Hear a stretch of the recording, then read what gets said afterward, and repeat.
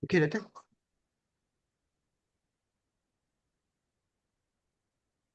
Boleh start, Doctor?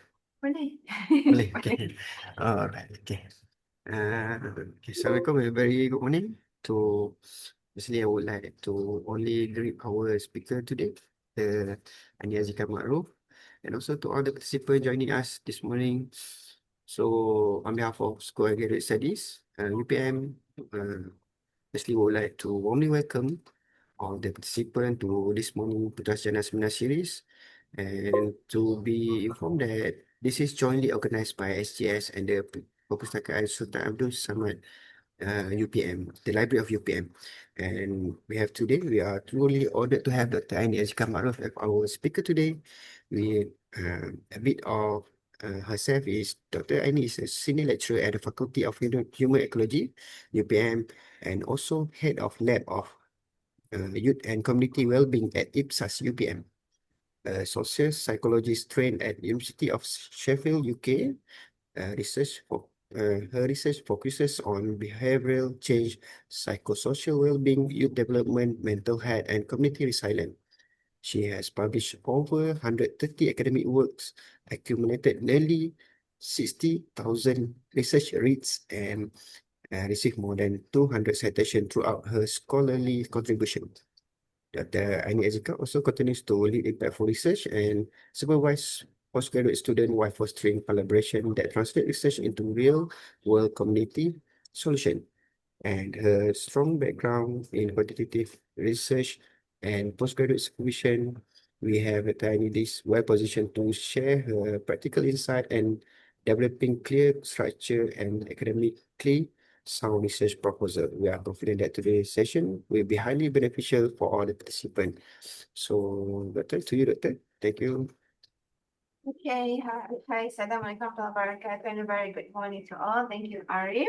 And morning all, morning, Cynthia. And I would like to thank all of you that, spending your Monday morning with us today. So I don't want it to be like a very like formal one. So this is more like a sharing session, okay? And I believe that all of you already like registered.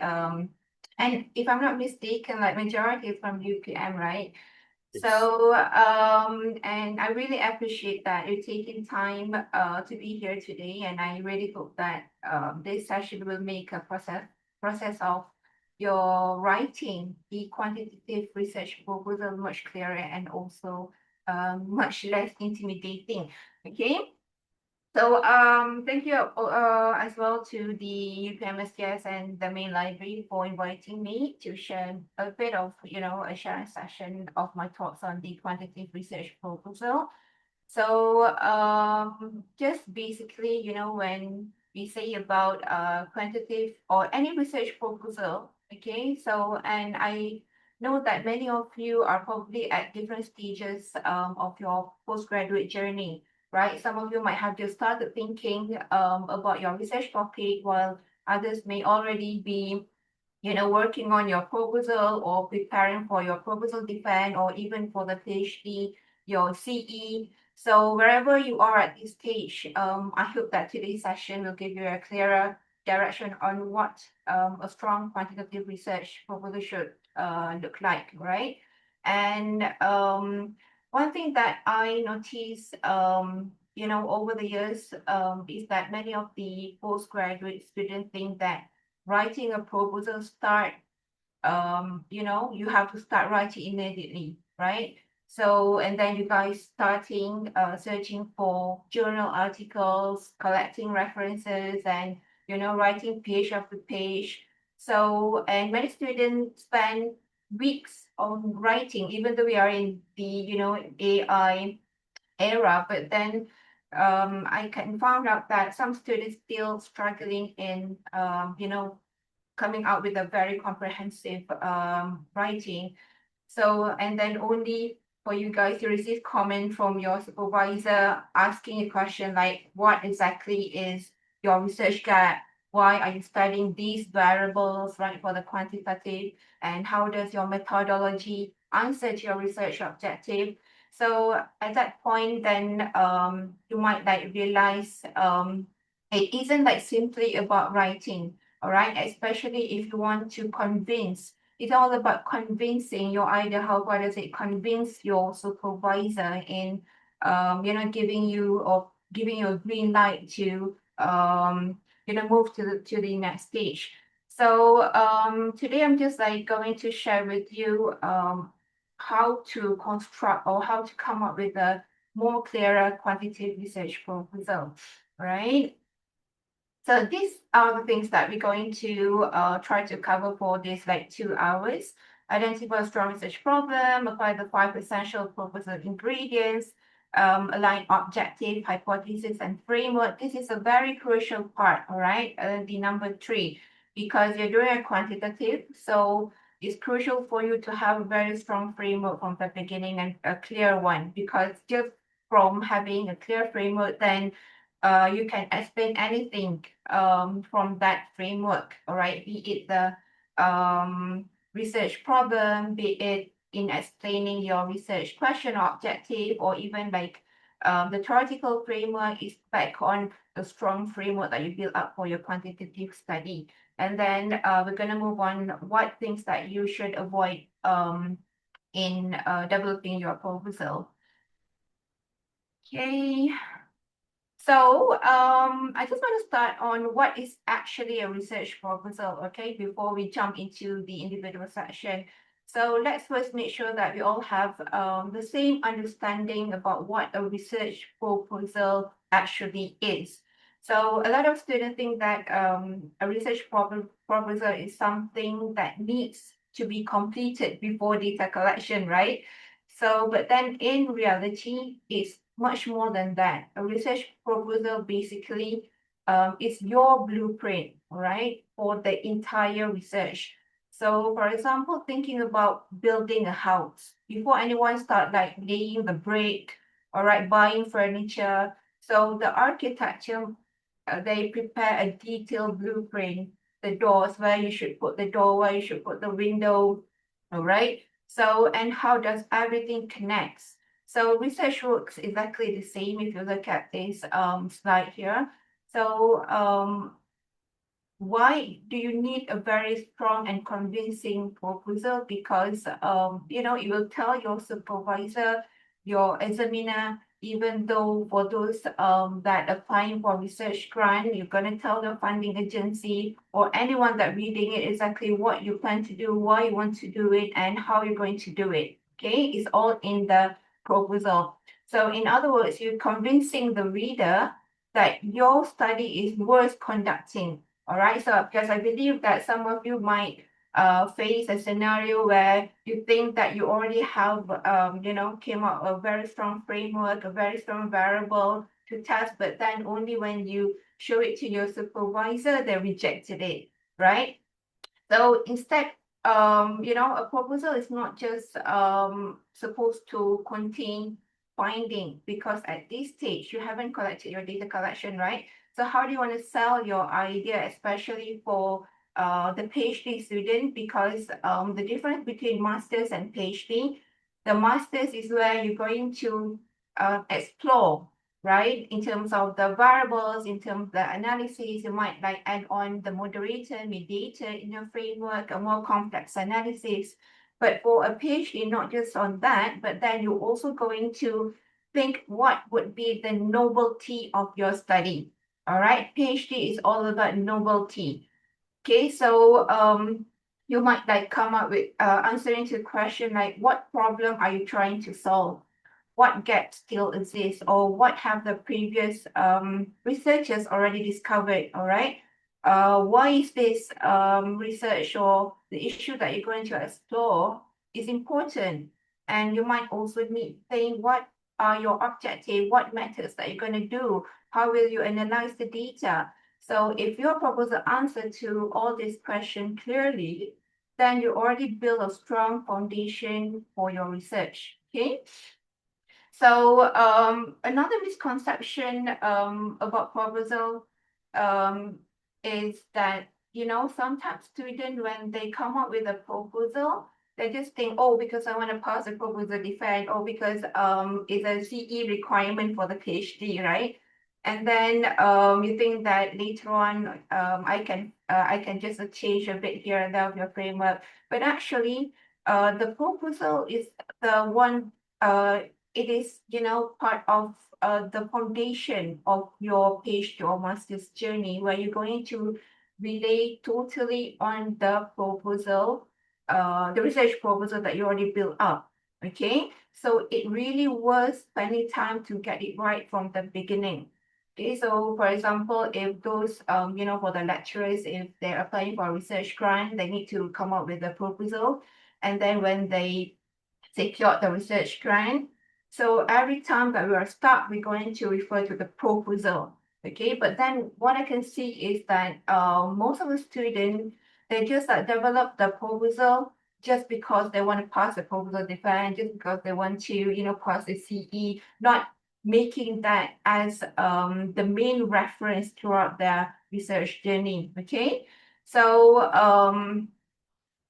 I'm gonna then what should a good quantitative research proposal actually contain? Okay, so here are some things that you might ponder when you want to start to write a research proposal. Okay, so before you open your Microsoft Word and start to write your proposal, I think it's important to ask yourself one simple question, whereby am I actually ready to write? Okay, so because many students assume that once they have a research title, then they can immediately start writing. But in reality, writing is probably the last step. All right. The first step is actually thinking. You just need to think. Especially if I might this is just on the way I supervise my student before they come up with the title, it's strong enough or not.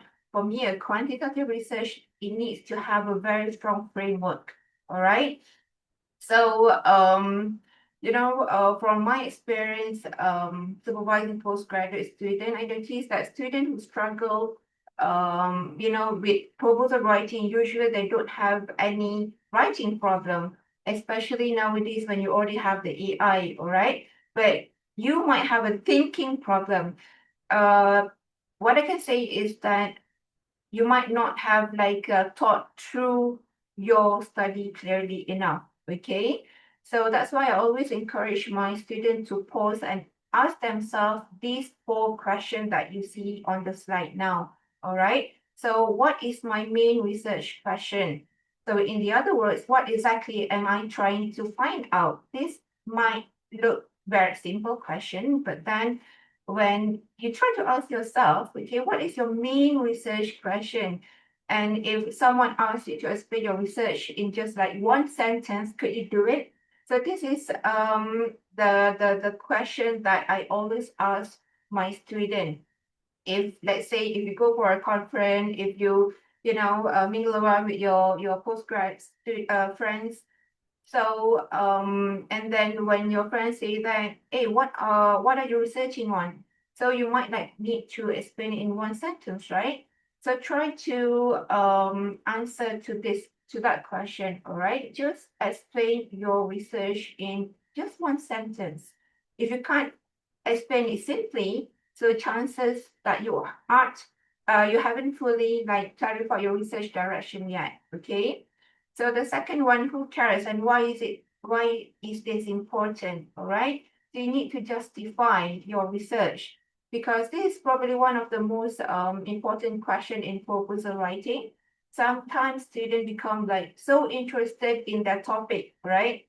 And then they forgot to ask whether the topic is actually important from an academic or practical perspective, right? So you might ask yourself, why should researchers care? Why should practitioners care? Why should the society care? Or why should the policymaker care? Because towards the end of your thesis, you're going to write on the significant or the implication of your research, right? So try to ask that it's not just based on it's a trend or it's based on your personal interest, okay? But then you also need to know who cares about the study that you're going to develop, especially from the engineering, from the technical, because you're more into the applied, right? Even the social sciences, if you're developing like experimental study, then who would favor my research? So if you can't answer this question, it just your justification for conducting the study may not be strong enough. So the third one is, what data do I need and how will I analyze it? Because this is a qualitative, right? So which questionnaire should I use, or which software should I use? So instead thinking about instead think about the information that you actually need to answer to your research question, right? This one I'm going to touch it later on. And the last one, how will I manage this within my timeline? Okay, so this is something students overlook. Sometimes we become like so ambitious. Even I just received an email from one student that just completed his master's from UK, and then he came up with a proposal and proposed to me on a longitudinal study. All right, that would be a very good one. But then within the 3-4 years, can we like complete the longitudinal study, even though it might be like very impactful? Okay. I don't say that that is like ambitious. Even Q1, Q2 journal nowadays, they're looking, then less interested on a cross-sectional, especially on the psychological field, all right? They are less interest on the cross-sectional study, even though you have like a very robust, rigorous analysis. You're doing like a parallel mediation, you add one moderator in your framework, how bombastic it is. But then nowadays, especially for the psychological field, they're looking more into the meta-analysis paper. They're looking up to longitudinal studies, experimental studies, okay?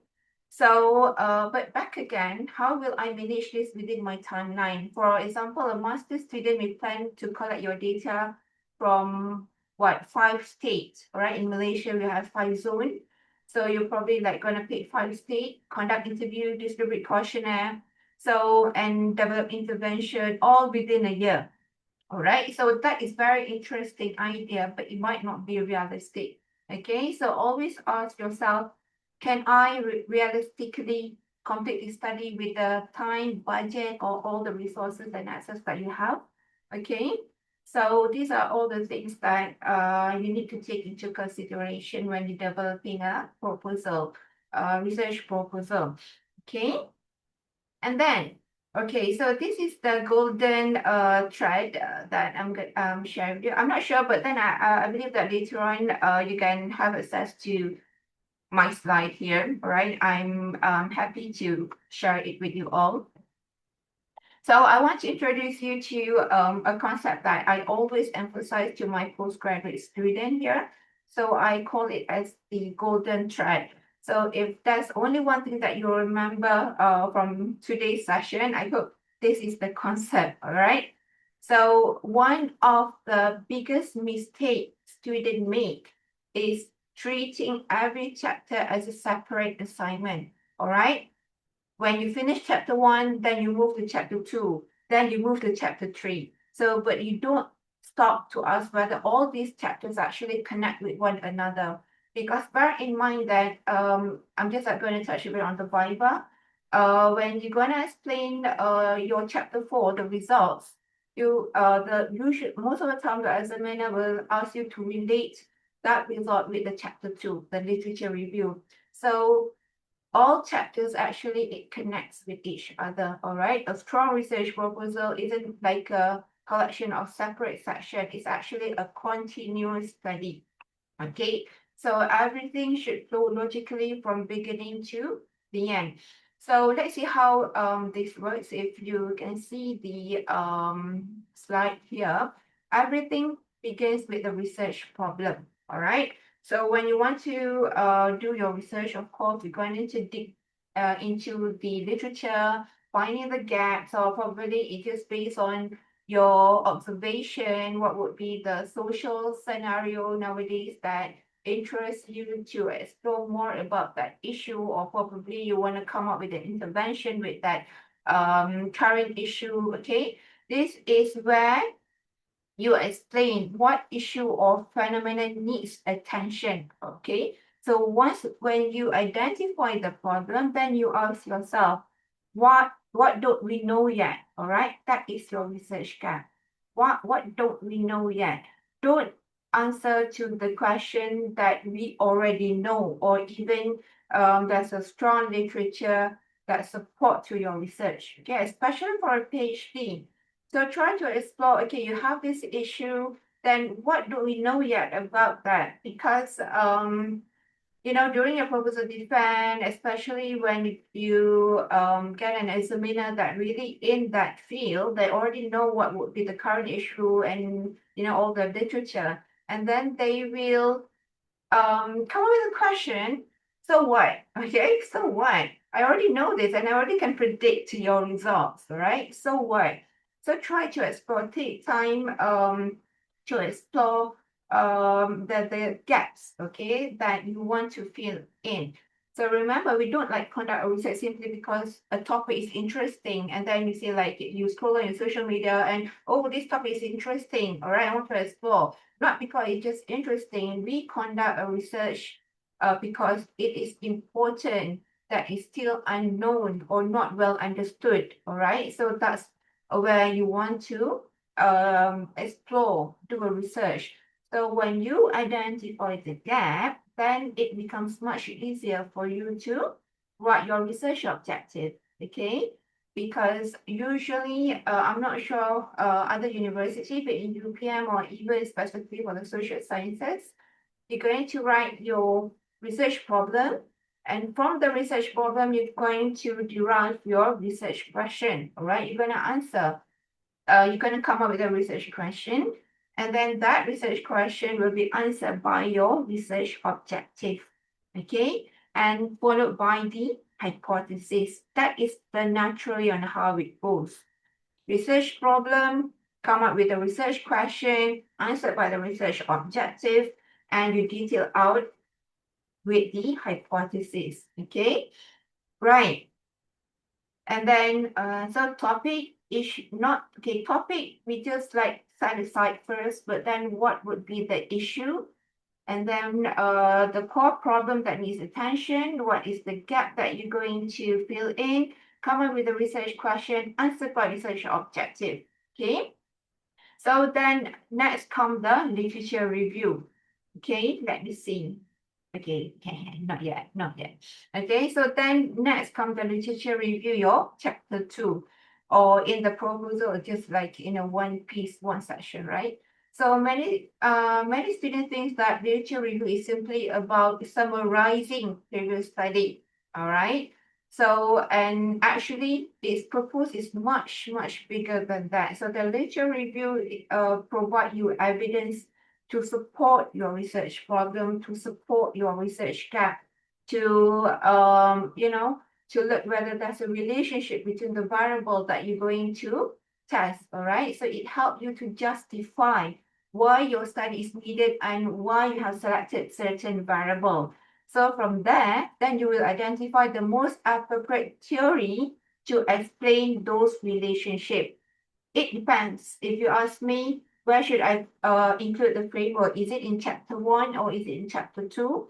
So some might practice do it in chapter 1. Some might, like, after they go through all the literature review, then they will come up with the framework later on. But it depends. You can consult your supervisor which one that would be their preference. Okay, so if I'm the supervisor, usually I will ask my student to include it in the chapter 1, right? So, and every arrow in the framework, all right, every variable, every relationship in that framework should be supported by a theory and also the previous research. So that's why framework is very, very crucial for a quantitative. So if you don't have any framework yet, then try to explore, try to come up with a framework. Why I say that framework is very crucial and I keep on repeating every time because for a quantitative, the crucial part is the framework.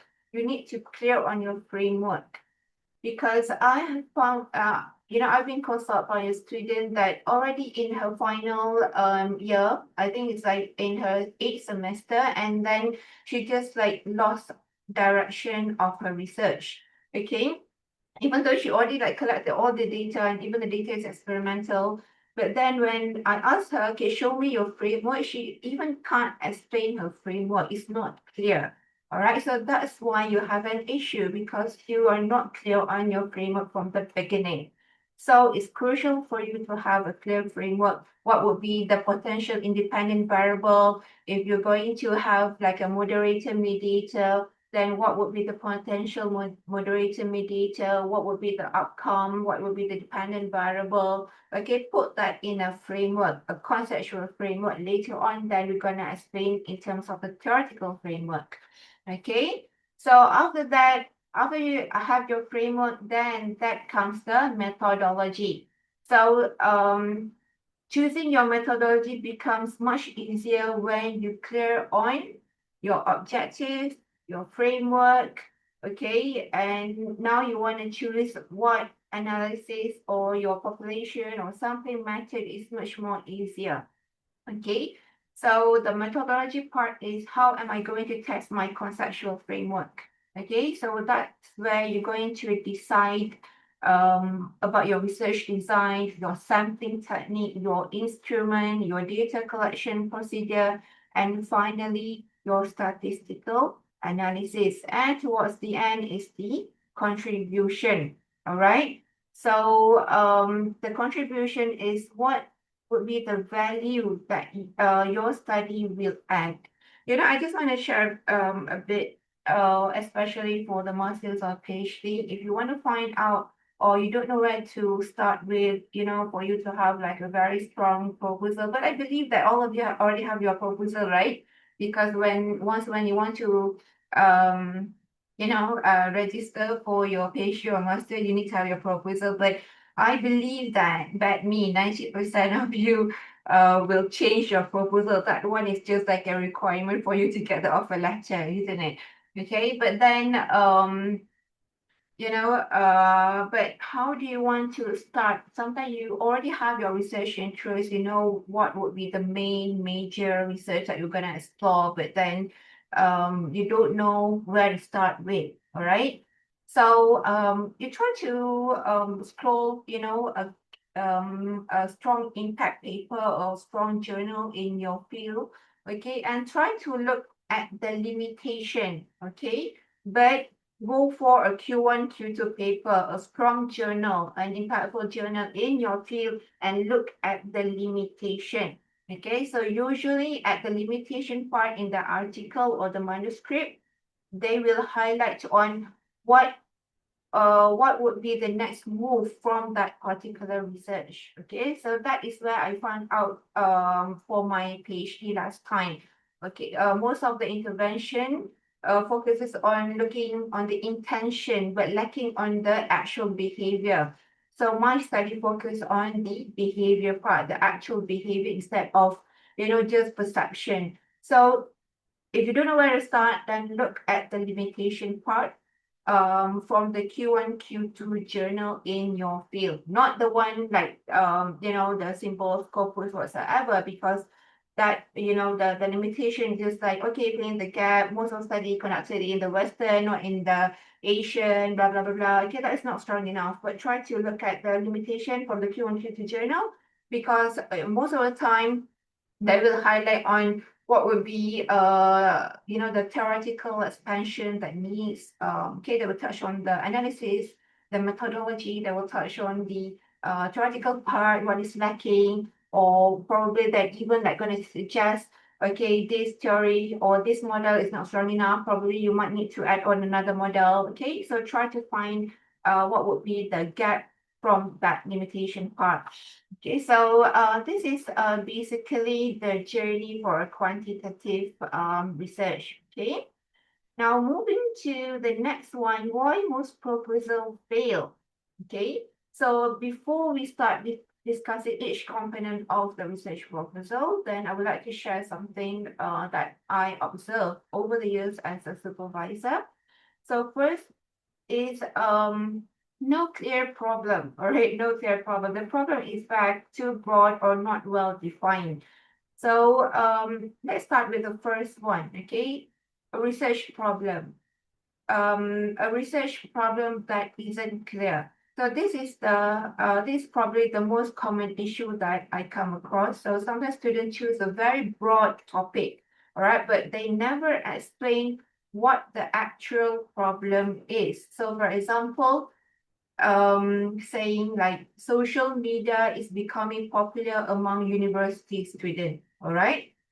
That is not a research problem. So it's simply a statement. So an examiner, okay, or if you ask me as a supervisor, I will answer what?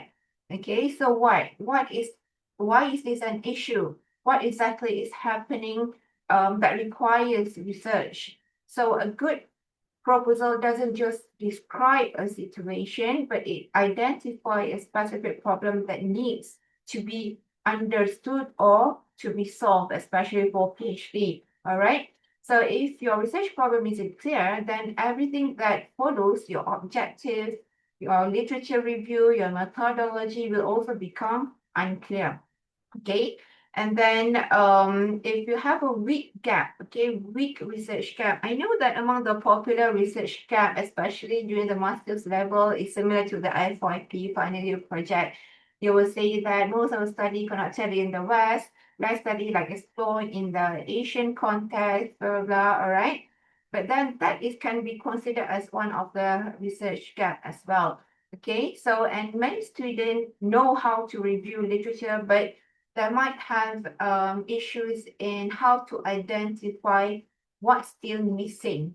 Okay, so sometimes students they tend to summarize 20 or 30 articles, but by the end of the day, by the end of the literature review, okay, you still don't know why another study is needed. Okay, so remember, your literature review isn't just to show that you've read a lot of papers, but then it's a a purpose. The purpose of it is for you to demonstrate that there is still an unanswered question. All right. So that's why for those that going to go for intervention or any research, even it's not like experimental design, try to explore the SLR and meta-analysis paper. Okay, from there, then you can find out where should you strengthen or how you can address or how even you can develop your research proposal from there from the SLR and meta-analysis paper, and those paper is very strong for you to even use it as your primary reference throughout your research. Okay, the SRI and meta-analysis. Okay, so the third one is misaligned objective and method.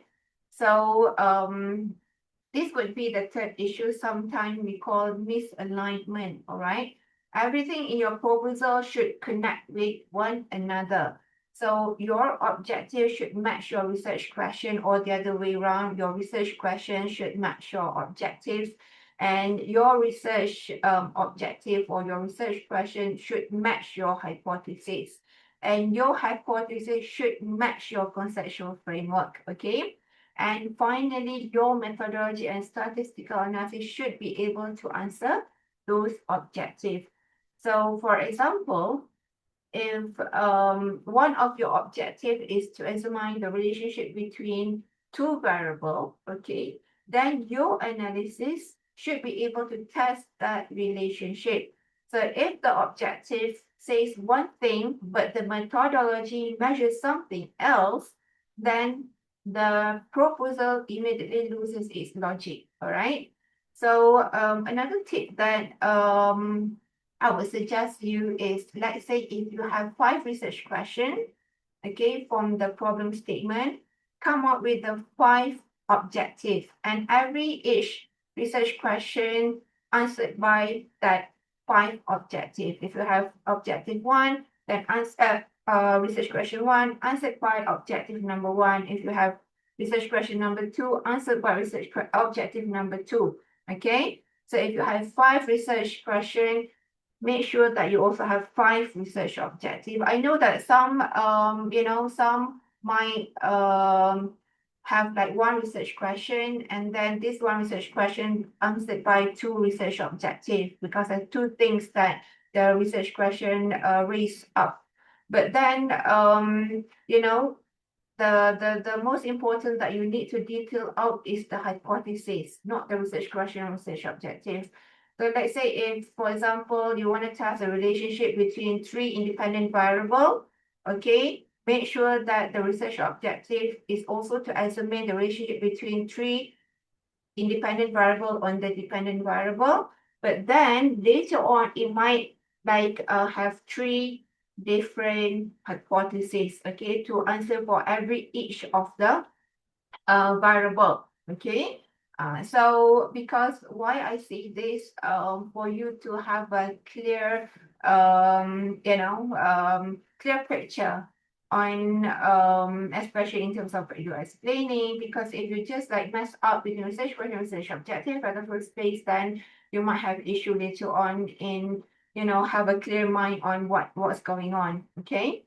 And the last one is unclear contribution. This is very crucial as well, because one question every examiner is going to ask you: what will we learn from this study that we don't already know? Okay, especially for a PhD, you need um, to find the novelty of your research. Okay, or in other words, why should this research be conducted?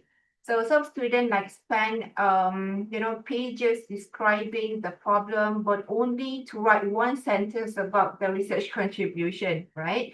So your contribution is actually one of the strongest justification for your study. So it will tell us why your research really matters. Okay. Will it contribute to a theory? Will it help practitioner? Will it influence policy, or will it improve any practice? I know that some of the literature might have, some of the lecturer might have this, like, from your thesis, don't think of changing the world, right?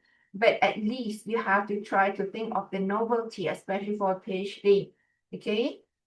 Because we don't want to see like, okay, this is so common, I already know the answer, blah, blah, blah, all right? So try to think and take time for you to even discuss with your supervisor on to find what would be the novelty.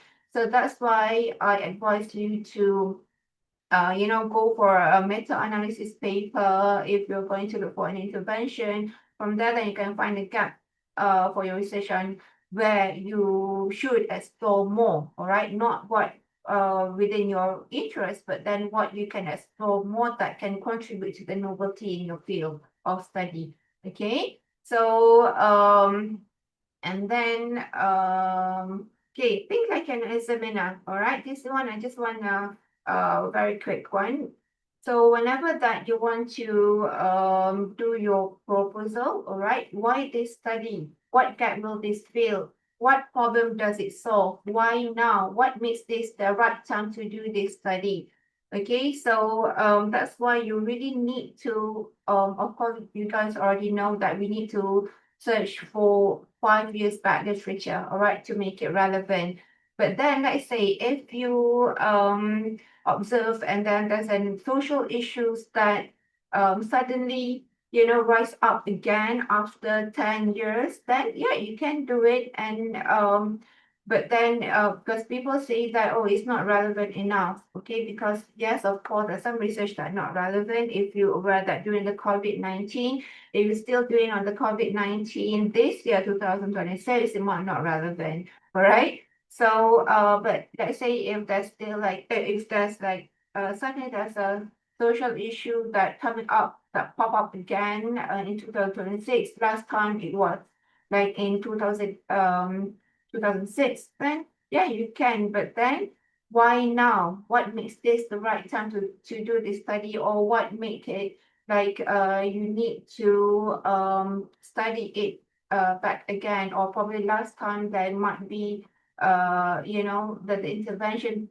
only might work during that time, but nowadays you are dealing with different generation, Gen Z, that more exposure to social media. So there might be like other intervention that might suit, okay?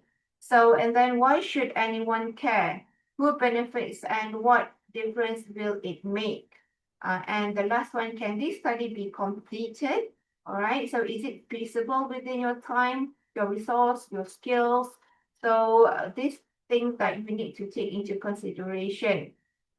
Okay, so moving on to finding a research problem. All right, so start from the literature. Okay, so now one question that I often hear from the postgraduate student is that, Doctor, how do I know whether my research topic is good enough? All right.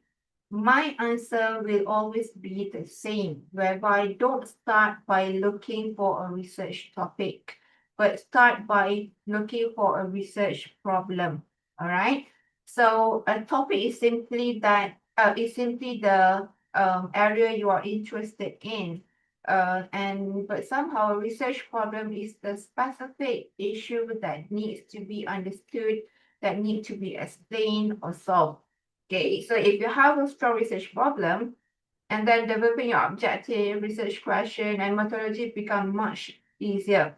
But if the problem is weak, then you might like struggle throughout the entire proposal. Okay. So where do we actually find a research problem? So there are many like sources that you can try to find out. And just now I just mentioned from the Q1, Q2 journal article at the limitation part, okay, where you can find the theoretical gap, the intervention gap whatsoever, or the less variable that still need to be explored.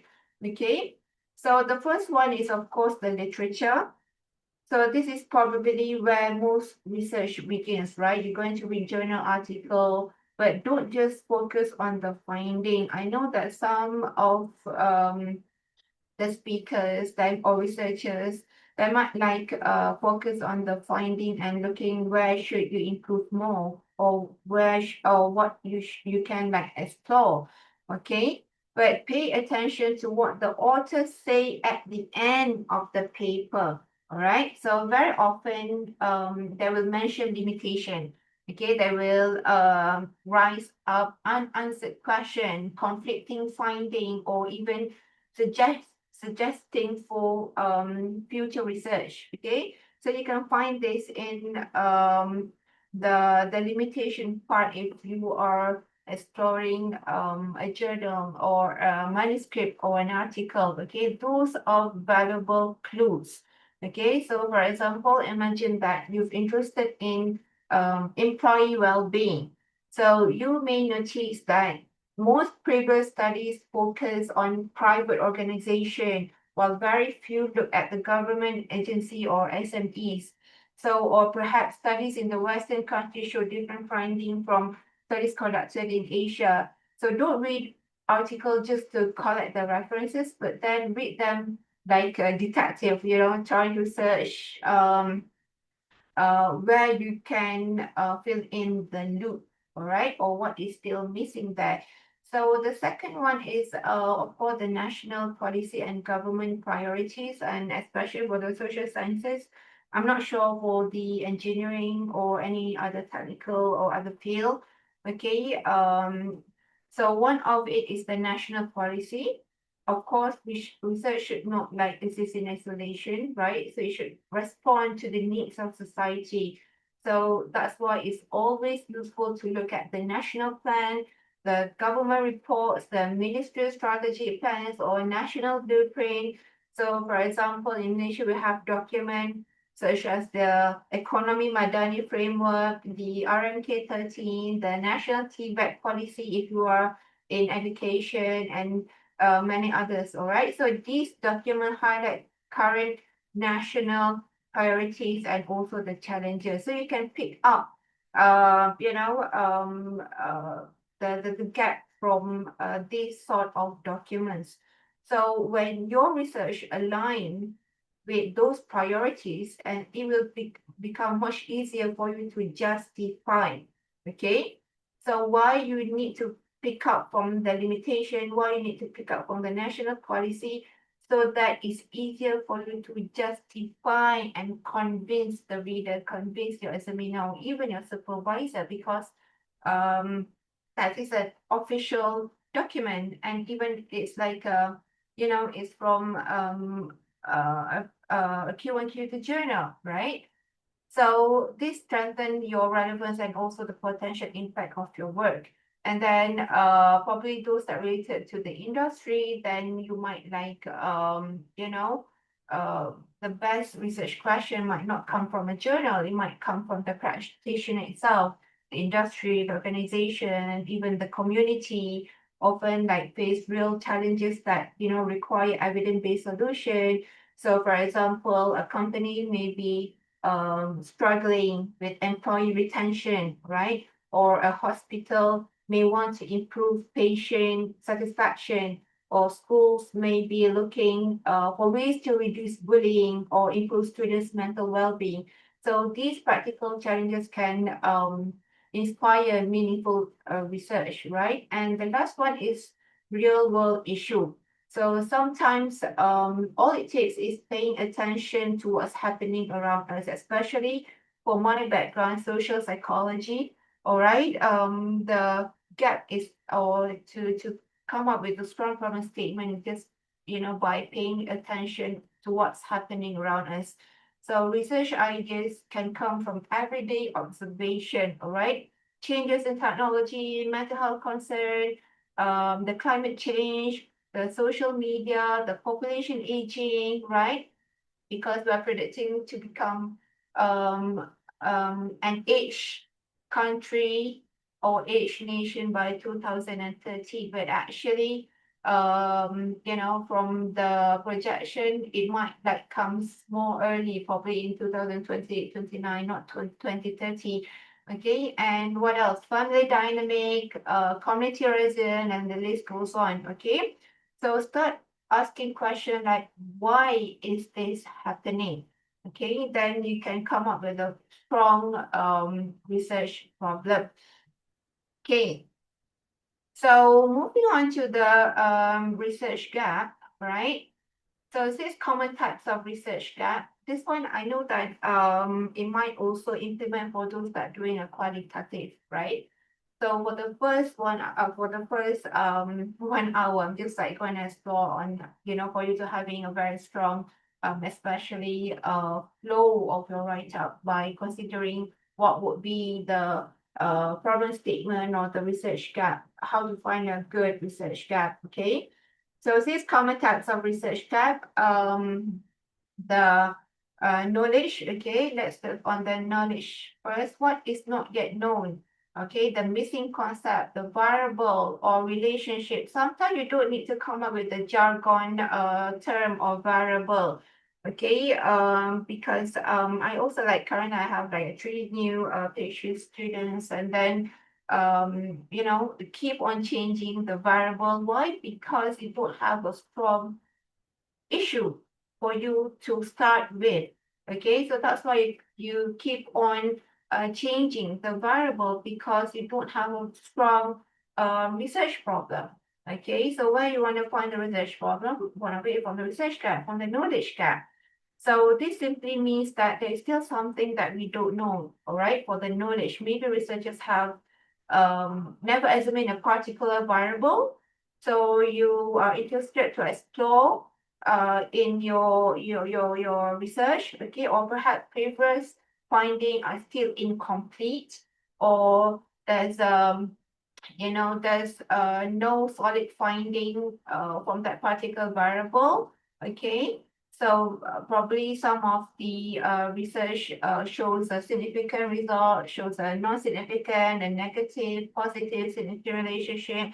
So you want to explore more about the particular variable, or for example, many studies may have examined employee engagement and job satisfaction, right? But perhaps very few have looked on how social identity influence employee engagement. So that missing knowledge becomes your gap. Okay, so try to avoid exploring something that we can predict or we can assume. For example, for the psychologists or in education, sometimes we like to look on the self-esteem, self-efficacy. That is too common, right? Especially for a PhD, unless if you apply intervention and you want to look how far does this can increase the self-esteem, self-efficacy, then you can go for it, all right? Or else then people can already predict. Okay, so the methodological part, what methods need to improve for alternative approach? So sometimes the problem isn't the topic, but then how previous research studied it, right? Especially in the quantitative, there's so many methodology that you can explore because there's so many limitations from it compared to the quantitative study. So maybe previous study only use a cross-sectional survey, all right? So maybe they relied on small sample size. Maybe they only use quantitative method. So you can contribute by using a stronger research design, a different analytical technique, a mixed method approach. Sometimes by improving the methodology leads to a stronger evidence. Okay, so try to explore. So so as what I mentioned before, for those in psychology, okay, because actually I tried to send a paper to a Q1, Q2 journal. And then even I have a robust, rigorous framework. I have like parallel and even a serial mediator, which is not like very easy to come up with significant serial mediation framework. But then because it's cross-sectional, then they say that it's not novelty enough. So what novelty for especially those in psychology? But I think it depends, all right? Because I'm looking for like a Q1. So they say that now they are more interested to look for for meta-analysis paper, for SLR and meta-analysis paper, for experimental study design because they have lots of cross-sectional studies and they are moving towards that. Okay, so try to build up or come out your proposal that also can not just for you to pass your master PhD, but at least you can try to publish in a Q1 Q2, but you need to also know what would be the needs or the current trend for you for your paper or for your research to be accepted to publish in their journal. All right, so that is the methodological. And also in quantitative population also, can be one of the gap. So this happened when previous studies focus on one group of people and but overlook another. So for example, many studies may have been conducted among university students, but what about the teachers? What about the healthcare workers? What about the older adults? What about the rural communities? Okay, people with disabilities. So for you guys, if you are exploring on the community, try to search for, we call it community rentan, all right? The orang asli, any rural communities. Okay, so that even like increase chances for you to get like an additional research grant outside because they really look up into these immigrants, it's not immigrants, it's more to refugees, okay? So try to explore about the population that never been studied yet.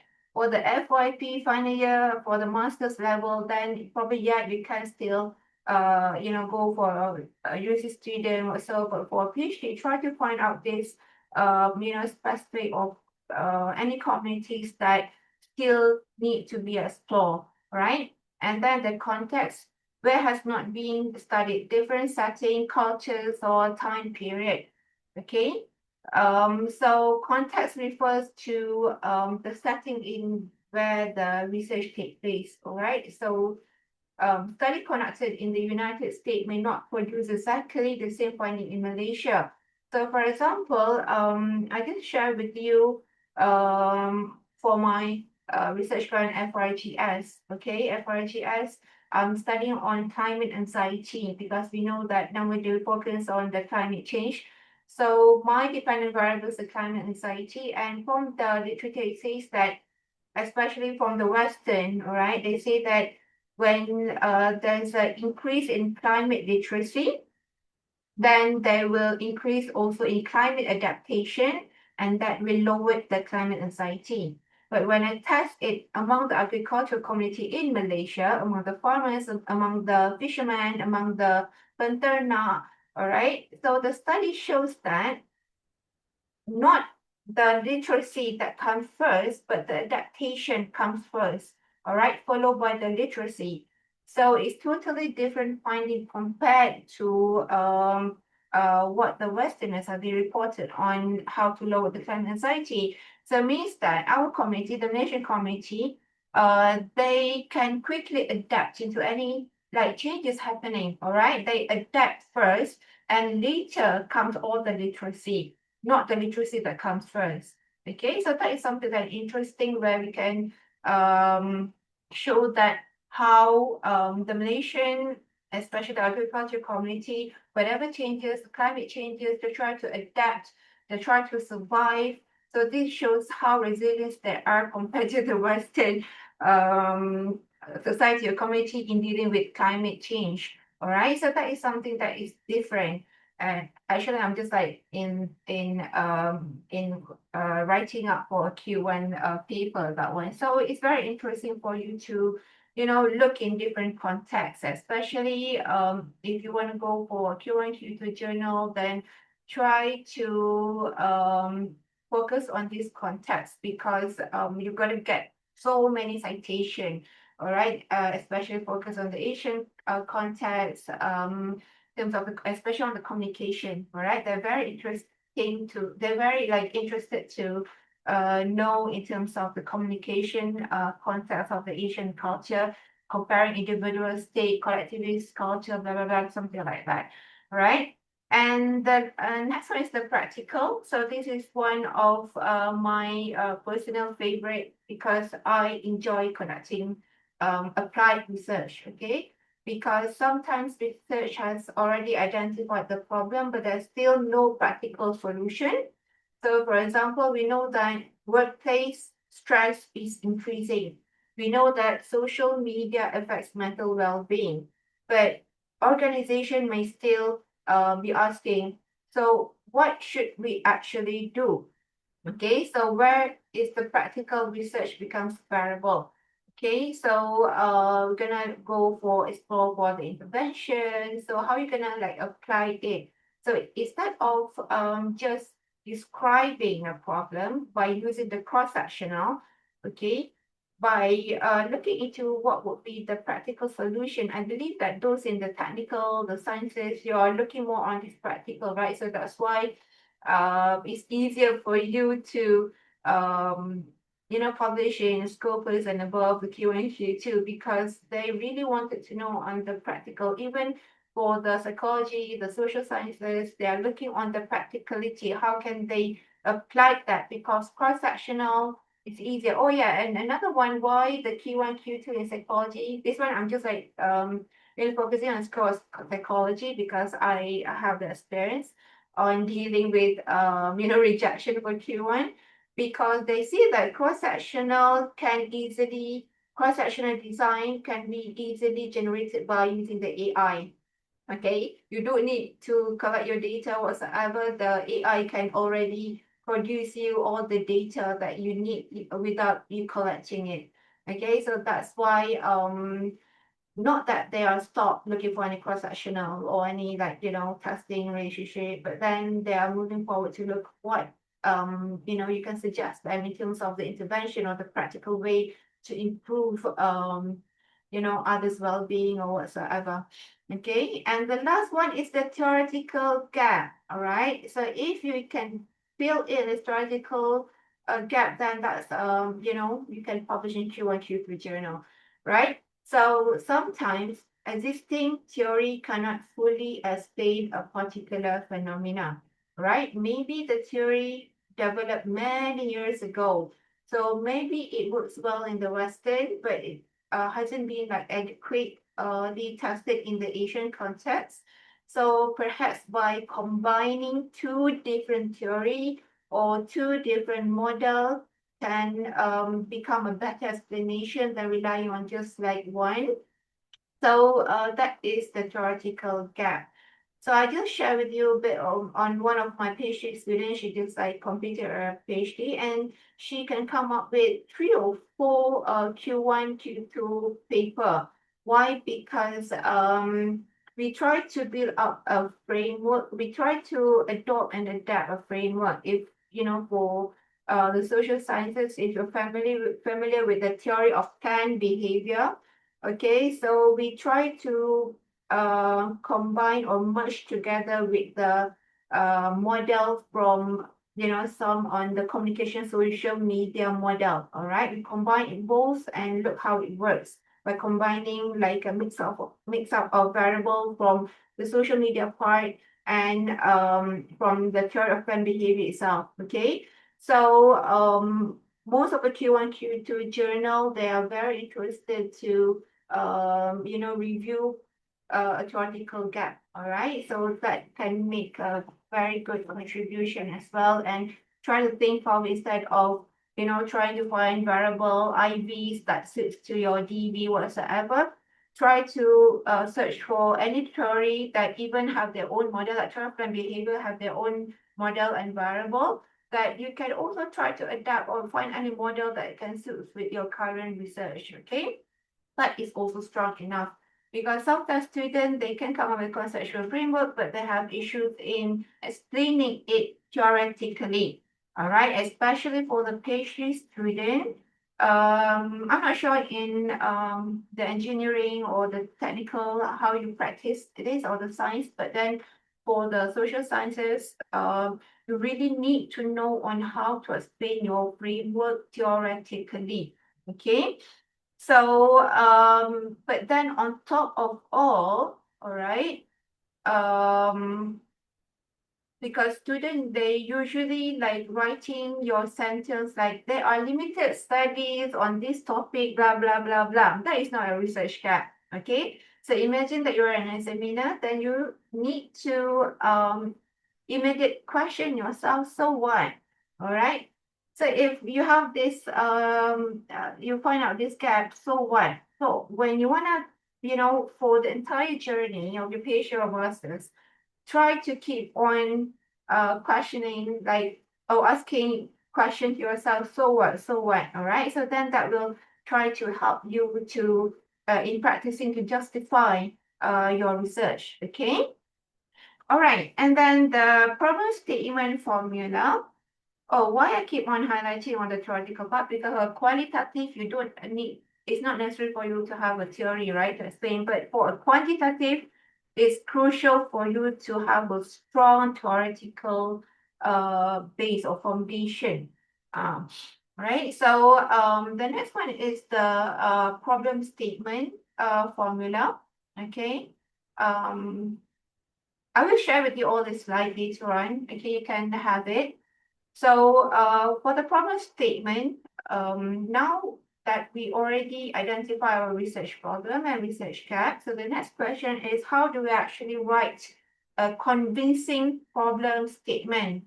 Again, for a quantitative, because I'm not sure how your supervisor, leads you on your research journey. But for my under my supervision, I want to look on the framework, and they need to explain to me the framework, justify to me where the research problem, where's the research gap, what's analysis that you're going to use, what theory that going to help me to explain that, right?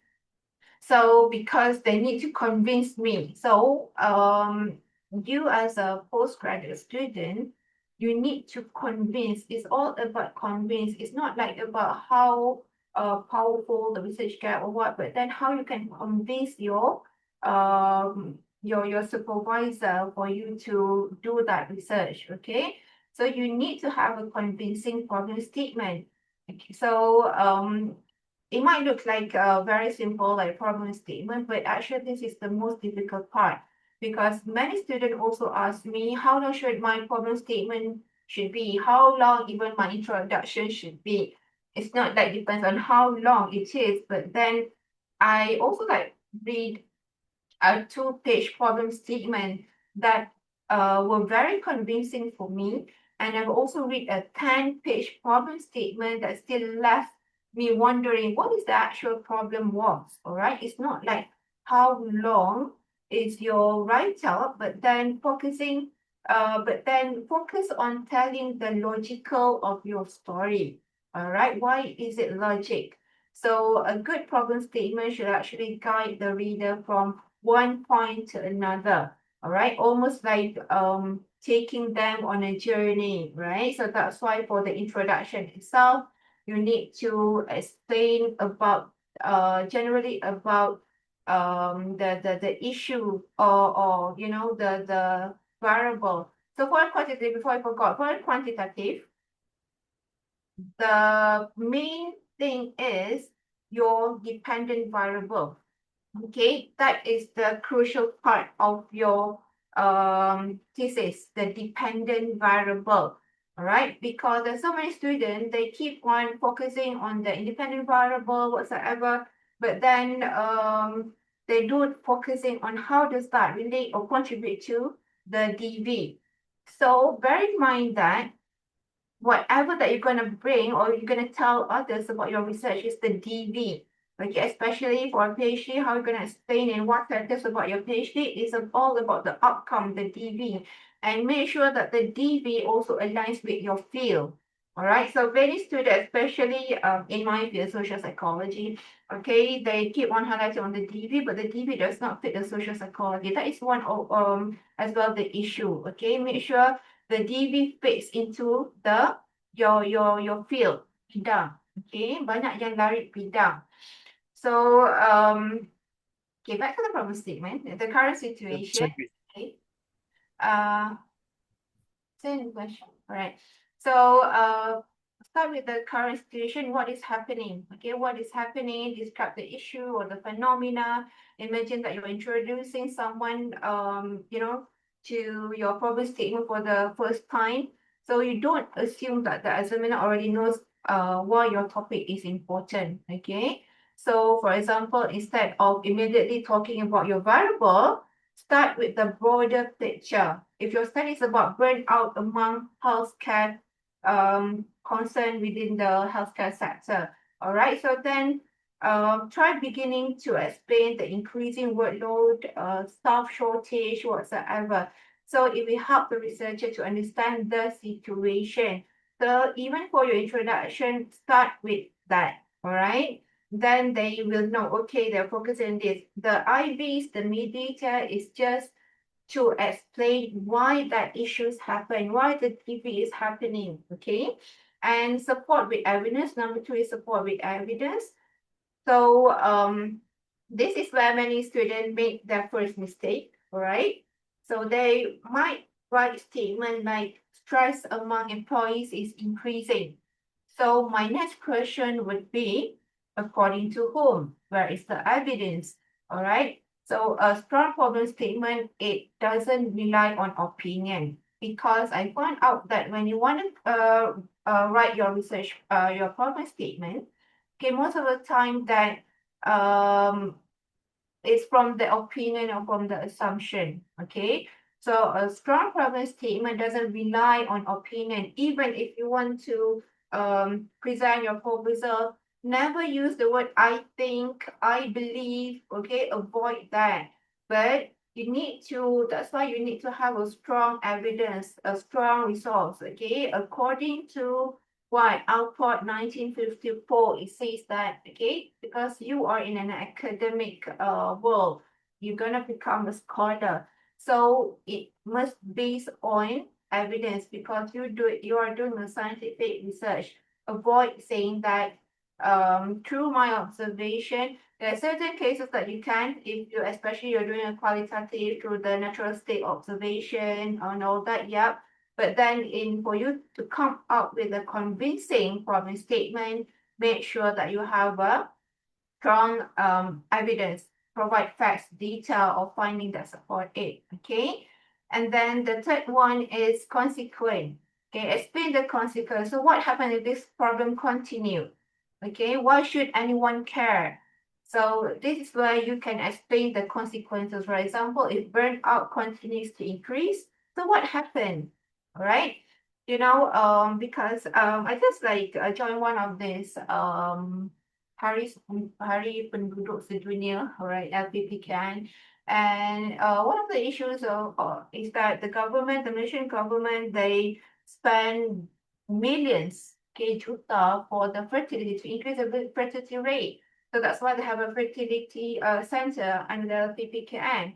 But that would not. But then, most research, especially even the Japan, they want to increase their population, so they spend even billion to increase their for the fertility program, but it does not significantly increase the population. So this is a thing that you need to dig in more information. You think that by increasing the fertility rate, then it will, increase the well-being, blah blah blah. But then that's why you need to explore more, all right? So what happened if this problem still continues? There's no significant if the government spend like millions for the increase of the fertility rate.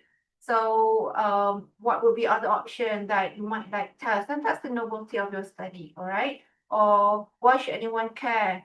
So this is where you would explain the consequences if you don't do that research or you don't come up with the intervention, all right? So for example, if burnout continues to increase, so then what happens? Does productivity decrease? Does employer turnover increase? Does it affect the organizational performance? All right. So for example, we might think that the social media will lower the well-being of the Gen Z, but actually it increasing the Gen Z well-being. Okay. So try to think on the consequences of if we do catalyst, then what would be the bigger issue that going to rise up later on. All right. So because if there's no meaningful consequences, then there's no urgency for you to conduct a study. All right. Especially for a PhD. Again, think about the novelty of your study. Okay, and then the research gap here, only after you establish the problem statement, then you need to introduce the research gap. Notice that the research gap doesn't come at the beginning, all right? It comes after you convince the reader that the problem actually exists. Because most of the writing, okay, you will focus on the research gap, all right? But then you don't convince them statistically or true facts on why you should conduct that research. Okay, so there's still missing of explanation. So from here, what would be then you can introduce your research gap. So perhaps previous study focused on different population, perhaps they use different methodology, but most of the students, they jump into the research gap without providing all these at the first place. So all these three is actually the platform where you need to convince about your research. Then later, you introduce your research gap, all right? Because or else then you will be questioned or be asked on so what question, so what, okay, I care less because they cannot see what will be the consequence if you don't conduct that research, all right, or introduce that intervention. Okay, so towards the end, the need of the study. Why should this study be conducted? Okay, this is your justification. Why should this study be conducted? So you presented the evidence, you explained the situation, you discussed the consequences, all right, all these top three, and then you identify the gap. Now you bring everything together, explain on how your study will help to fill the gap and why it matters. Okay, so by the time the examiner, reach your final paragraph, and then they naturally think that, oh yes, this study makes sense. Okay, it should be conducted. So this is the formula that you can use in writing up the problem statement part, not just focusing on jump into the research gap, but how you're going to convince them with the current situation, the evidence, the consequences for them to know what's actually happening on the ground. Okay. And then from problem to objective, it's already like 11:50, right? I'm not like halfway through yet. Okay, but it's okay. I'm gonna share the slide with you guys. Okay, so this one, I'm just like very gonna quick on this one. Okay, I'll start again with the research problem.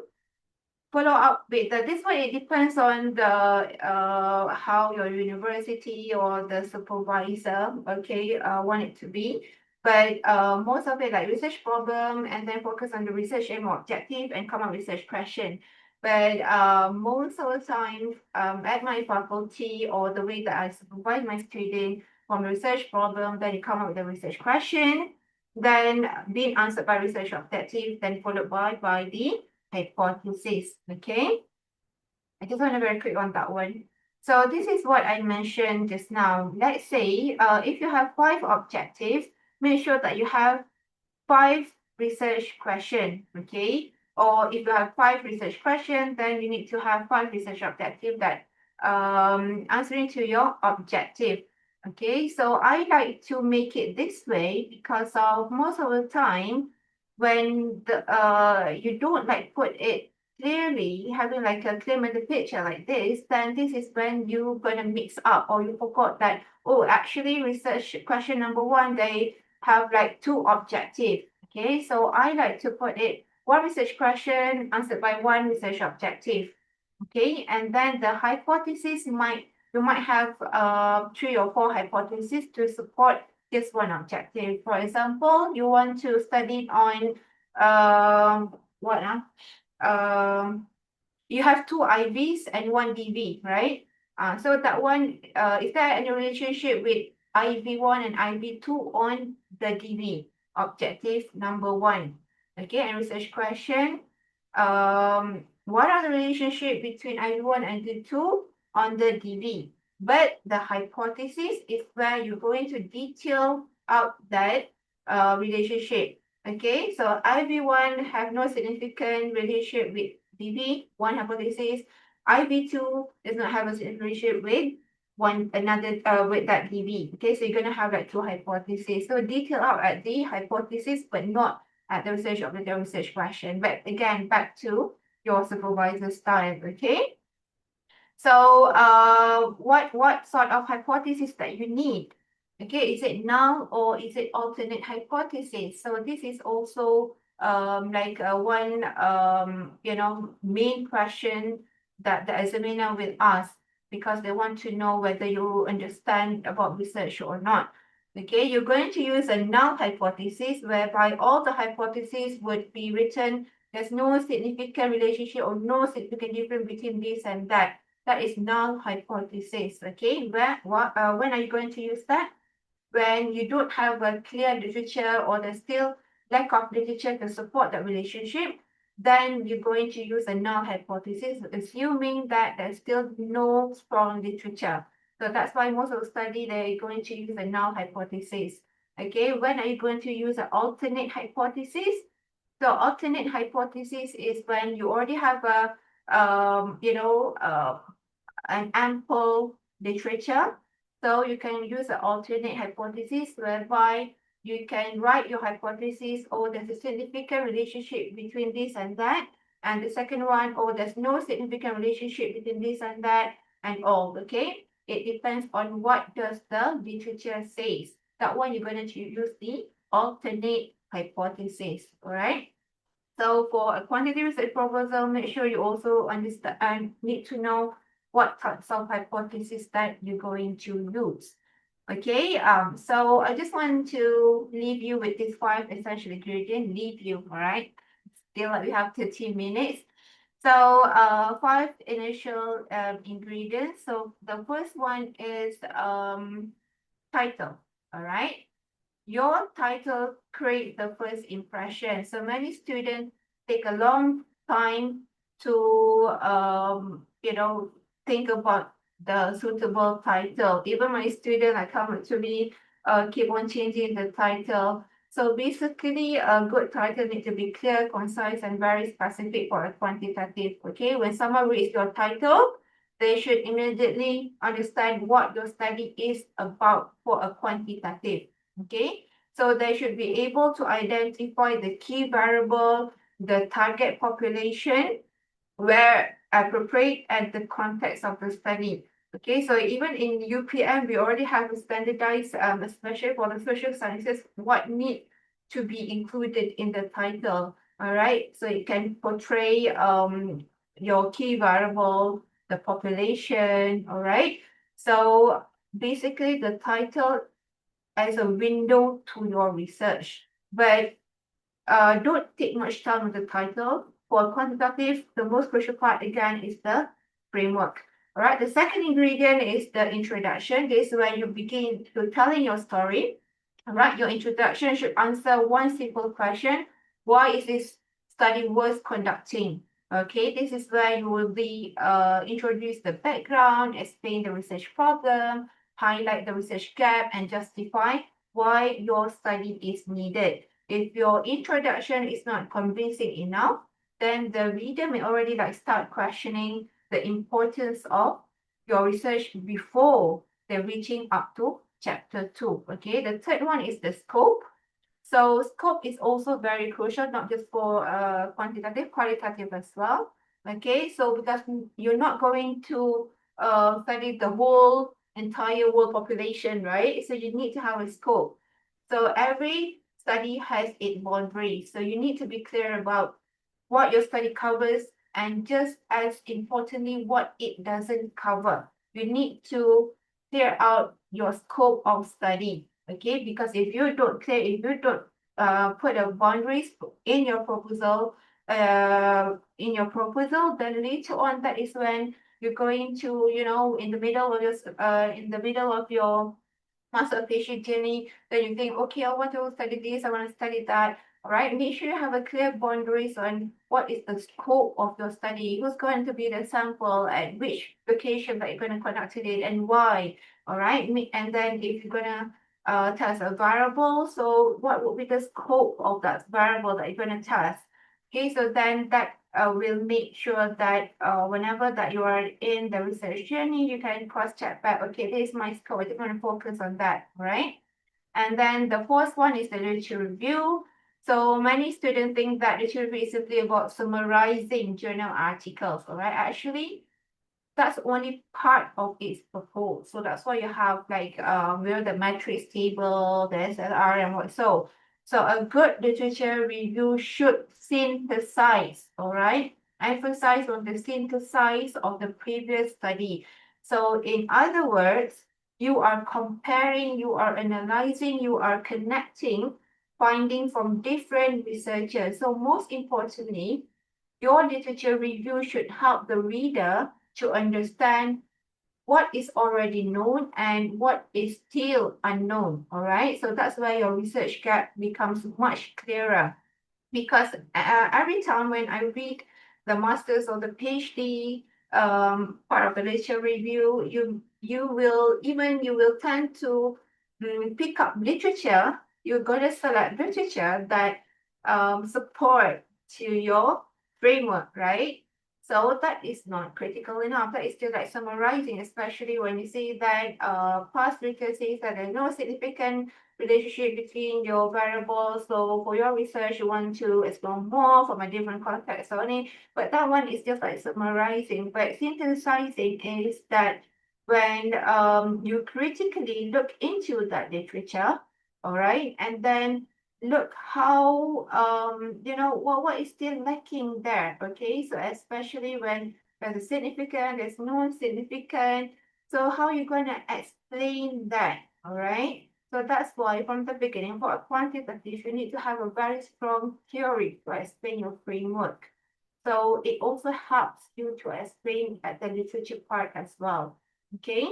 So how you want to convince, try to avoid just summarizing, most of students summarizing, okay? But try to synthesize, try to critique, even you can critique because this study shows that there's a significant, but however, from the context of your study, you're going to test for example, this are intervention or this context of population, how can that might contribute more to the your field of knowledge. Okay, so you need to synthesize. Even some students they afraid to explore any variable that is still lacking in literature, right? Because you see that, oh, there's no enough literature. I just share with you that for my PhD, I did like come up with a mediator. One of them, I'm doing like experimental, and I also like come up with another one mediator that still doesn't have or still lacking. There's only one or two literature last time on that variable becoming the mediator. Okay, so yeah, it's very hard for me to justify that why I want that become the mediator, but I know that it has the potential. How can I say that it has the potential? Because I read it somewhere at the limitation part on that article, explaining my intervention. Okay, I get that one. But then how you gonna try to explain that critically on how the site can logically mediate the relationship for that particular intervention. Okay, so that is something that is the thing that you need to explore or explain. All right, synthesize the literature review, and the last one is the methodology, where you explain how you're going to answer your research question or your research objective. So if the introduction explain why the study should be conducted, then the methodology is explain how you will conduct it. All right. So this includes your research design, your sampling strategy, your instrument, your data collection procedure, and also the statistical analysis under the methodology. Okay, so actually I already sum up just now, right? So again, I will share this with Arif, and then I'm like gladfully to share with you all the slide. But this one I'm just going to like move a bit faster. Is that okay, Arif? All right. So then I just want to highlight other things. So this one is the one that I already touched, all right? Introduction. So start with the broad area that you are researching, all right? Introduce a general field or domain. Example, online advocacy platform have grown rapidly, becoming a key channel for users to see information and guide. And then you narrow it down. So you can take this slide and you can try to organize your introduction part or research problem part based on my slide here. But and also it's good, especially I'm not sure with other field. Okay, in my field, social psychology and all the related social sciences field, it's good if you can you can start with the theory itself, the main theory that you're gonna use for your study from the introduction part, all right? Especially if you notice that for the Q&Q2 papers, they will actually start with the what does the theory says about your research, okay? Or the history of the theory. For example, last time I use the social identity theory by Tatchell, and then it started from the World War II. Just explain on the historical of the theory and how does that theory explain on the current research that you are working on. That is also a good start for your introduction, okay? Because you can hook up your research with that theory from the beginning, okay? All right, so that is the introduction part whereby you can have my theory. What is this study about? Why is it important? Where is this study heading? Okay, because even you need to have a clear introduction, but most of the time they will start to introduce the independent variable or factors that relate to the DB on the introduction. So careful on that because later on you're going to also as well highlight in the literature review whereby the proposal is going to be like a very boring one. Okay, so make sure you know what to how to introduce your research.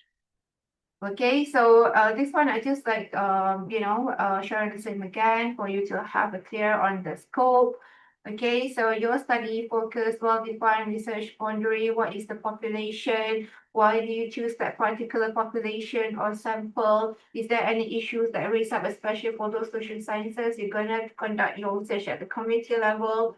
Why is it significant for the community, that community or that location or the area? Because I believe that majority of you are going to choose that specific location because it's your hometown, all right? It's your district, so it's easier for you to collect your data or you're working there.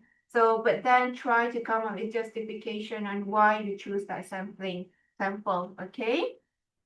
And then, of course, this is the literature review, already touched it at the beginning. So again, I just want to emphasize, don't just summarize. A says this, B says that. So it does not like add any value to a literature review. Okay. So try to synthesize, try to critically look into how you're going to make your literature as an impactful one. All right. So most of the time, we're going to say that author A found this, author B found that, author C reported something else. Okay. But then you're not actually reviewing the literature. Okay. You're only summarizing it. So you just need to think about it this way, whereby imagine that you're introducing two of your friends to each other, right? You wouldn't like introduce them separately and then walk away. You will connect them. So you're gonna explain that what they have in common, what do they disagree, why those differences matter, all right? Similar as how you treat on how you're gonna write your literature review. Okay. So it's not just simply describe the study, but then your job is to connect them, to compare them, to identify the pattern, to explain the contradiction and why does the contradiction happens and how your study is going to fill in that. All right. So finally, yeah, show where your study can fit to that gap. So that solution can also become as your gap, whereby if you do the synthesizing process, all right? Okay, and then this is again, I keep on like highlighting on the theoretical and conceptual framework. So make sure that you have a clear conceptual framework and then being supported by a theory. All right. So why do you need a theory? To explain your framework. All right. A strong proposal is with a strong framework or a model. Even though for the lecturers, if we want to go for bidding research grant, okay, they are more interested to look on the framework or the model that we propose, similar to quantitative. So if you want to do a quantitative, okay, for them to have like a clear mental picture about what you are studying on, come up with a framework, a conceptual framework, okay, to understand, okay, you're gonna use all these variable, these are the or this is the DV, the dependent variable is the outcome, or if there's any mediation or the intervention, how the intervention flows are going to put in the framework. So make sure you have a conceptual framework. Even if I examine student, I will look at the framework and I ask the student to explain all the introduction, the literature, the problem statement, the objective, the analysis from the framework. Okay, because from there you can answer all to that question or all the objectives that you have. And another one is on the theory. For quantitative, make sure that you have a strong theory. How many theory that is needed? It depends, all right? Some supervisors say that the more the merrier, the more that will come up with strong model. But then I still stick to this the rule of knowledge saying that one theory is enough. If you're using like one framework, one theory is enough to explain the whole framework. Because if you have this one theory, but make sure that theory is strong enough, okay? Because we know that there are also like new theories and all that, right? It's okay, but then if you ask me, I will like just shoot for one or two. Maximum is two theory. Especially if you're, for example, you're using a theory of time behavior, they already have the model, and then you're gonna like add on the social media aspect or the technological aspect, then you're going to add on, like, for example, technology acceptance model. So you're going to have like two models that are going to merge together. So you might need two theory to explain. All right. So for me, you ask me if a good theory is that one theory can explain the whole framework. All right, means that that's a very powerful theory whereby it doesn't need other theory to support it. Okay, but again, it depends on the way of your research. And again, theoretical framework, not all students can explain the theoretical framework strongly. Okay. So make sure not just you're using all the elements, all the construct in the theory to explain, but go in depth in, okay, let's say this theory says that if one have an anxious, high in anxious, that no. If one have like less social support, okay, if less social support, then this theory says that it will increase the anxiety level, for example. But then use that theory on explaining why or how does that increase. Okay, use that theory to explain. So that is still lacking among the student, whereby you just use the theory to explain whether how does that relate here and there, but then you don't explain the underlying factors on why does that happen. Okay, so make sure when you want to choose that theory, try to explain on, let's say, less how does the less social support can increase higher in social anxiety. All right, how? Answering to how. All right, so the theory will explain why, and the framework will explain how does that relate to each other. But as well, the theory, you need to answer to the how, whereby how does all the IVs, DVs, mediator, whatsoever will contribute or can help to explain your DV. Okay.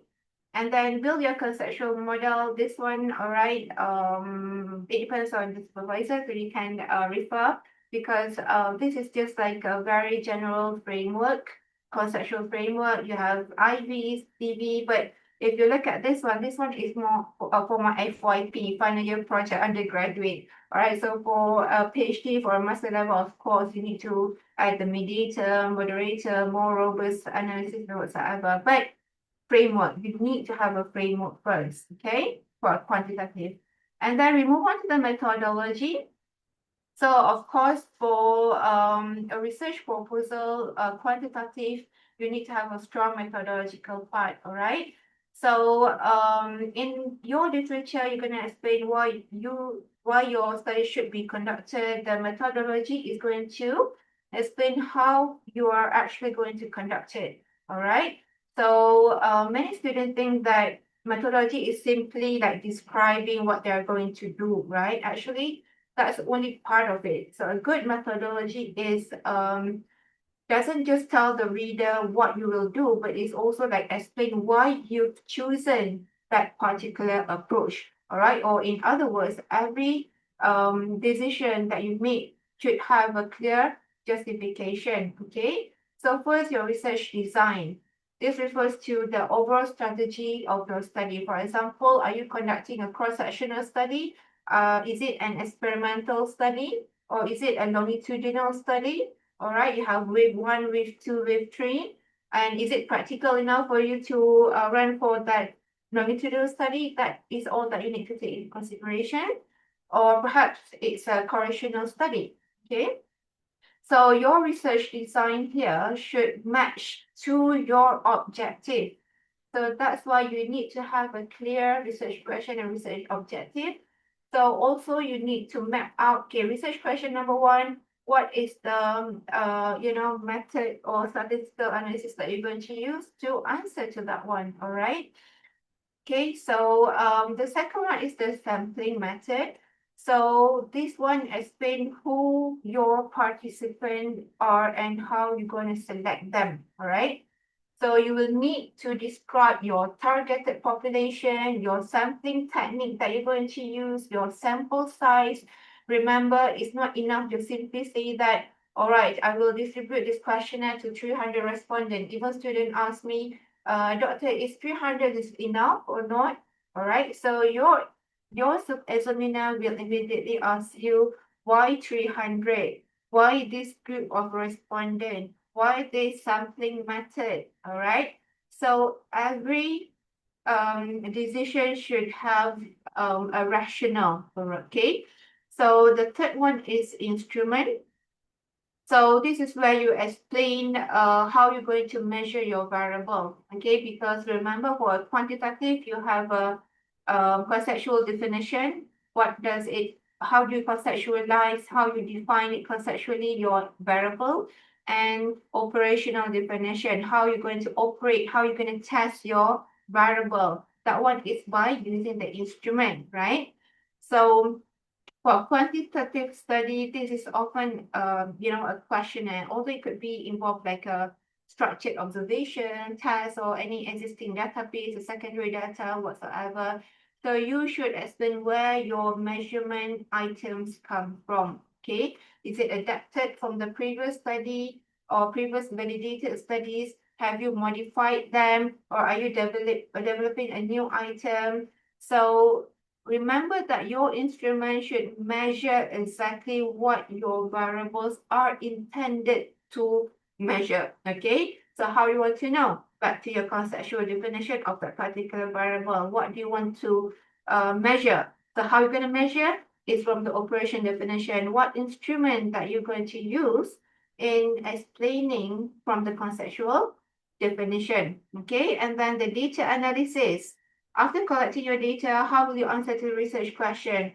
So that's why every each objective, you already need to know what analysis that you're going to run to answer to that objective. You need to have that in your proposal. Okay, so will you use like a descriptive statistic? Is it a correlation? Is it a multiple regression? Or are you going to use spell as SEM if you're going to test a model? Or you're going to use a CBSEM, the current one, or probably ANOVA. Okay, so all this statistical analysis you choose should always match to your objective and hypothesis. Okay, don't choose a complicated analysis just because it's popular. Choose the analysis that best answer to your research question. Let's say if you want to test for a framework, affiliation, moderation, then you can use the HAZE moderation from the SPSS. But let's say if you want to get a test a model, then the most suitable one is the PLSSEM, right? But then it's also you also need to know the criteria, the requirement, or the minimum sample that you need to test for PLS. All that you need to take into consideration, and also clearly put that in your proposal so that can convince the reader or the examiner or your supervisor that, oh, you know what you are doing or how you're going to further test your study. Okay, and of course this one is a very cliche ethics. Okay, so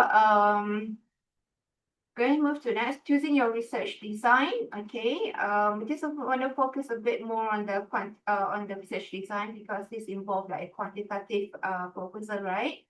So choosing your research design, many postgraduate students ask me, should I use a descriptive study, operational study, or inferential, or probably experimental design? So my answer will always be the same. Don't start by asking which design is the best, but instead asking yourself, what am I trying to achieve? Okay. So your research objective should always determine your research design, not the other way around. Okay, a design is simply a tool. So different research question might require a different tool. So look at some of the, let's look on the common research design in quantitative. We have the descriptive. This one, I think that, most of the quantitative need to have the descriptive, right? Especially to describe a phenomena or describe the background of your respondent. Okay, so but descriptive is not for you to explain the relationship or to determine the causes. It's just like to simply answering to what is happening, what is the level, is it high or low of your variable, and then how common is this issue. So that's why descriptive will come up with a percentage, the mean, all right. So, or what are the characteristics of this population? Then you're going to use the descriptive. What is, okay, the level of job satisfaction among nurses, or what is the prevalence of cyberbullying among secondary school students? So you're going to use a descriptive. So back to your usual objective number one, you're just going to explain on the level or the respondent background. Then you use the descriptive. Okay, try to come up with a table and match your objective and what would be the right analysis that you're going to use to answer to the objective. So that one can make sure that you have or you know how you're going to run or to answer that objective later on. Okay. So descriptive is more to describing the situation, okay, but it cannot like look the relationship between the variable yet. But correlation is to look on the relationship, all right? The most common design by postgraduate student, you're going to use a correlation. So instead of describing one variable, now you're going to examining whether two or more variables are related. So you're going to use a correlation. A social support related to psychological well-being. You have two variables, right? Or the social identity influence community engagement, two variables. You want to look for the relationship, then you're going to use a correlation, be it Pearson correlation or whatsoever. But again, it does not explain cause and effect. All right. Don't say that social support causes increases psychology. No. All right. It only looks whether it have a relationship, positive or negative relationship, but it might not be the cause. Cause only you can use the word of causes if you run for experimental design. Okay. So make sure that you know how to explain the correlation, right? It only tells us the variable that move together, whether it's significant or not significant, whether it's positive correlation or negative correlation or whatever. Okay, and then we have the experimental. So the experimental is if your objective is to determine whether one variable actually causes changes in another variable, then that is the experimental design. Okay, so here whereby you're going to introduce an intervention or a treatment. So you're going to use a experimental, all right? And even we have the quasi-experimental. So this one is if experimental, you have the control group, you have the experimental group, but the quasi-experimental is you the participants are not randomly assigned to group. Instead, researcher will work with existing group. For example, you might compare student from school A who receive a program with the student from school B who did not, right? That one is quasi-experimental. But then make sure that in your proposal, you already clearly know which research design that you're going to use for your study. Okay. So moving a bit on we have a bit more time, population and sampling. And then, so these are among the common uh, sampling method that you can choose or you can use, all right? But make sure that especially for the social sciences and even for, I'm not sure in the engineering or what, because you're just going to try or apply your tools, right? But for the social sciences, make sure you clearly know on which sampling method that you're going to use, all right? Who should participate in your study? So this bring up to the population and the sampling, and make sure that you identify which sample that suits your research. Okay, so even it looks like simple random sampling, but it's not simple as it sounds like. All right, whereby you need to have a list of names, and then you can randomly like take whichever, and that the one that you pick up is going to be your respondents. It's not as simple random as it is.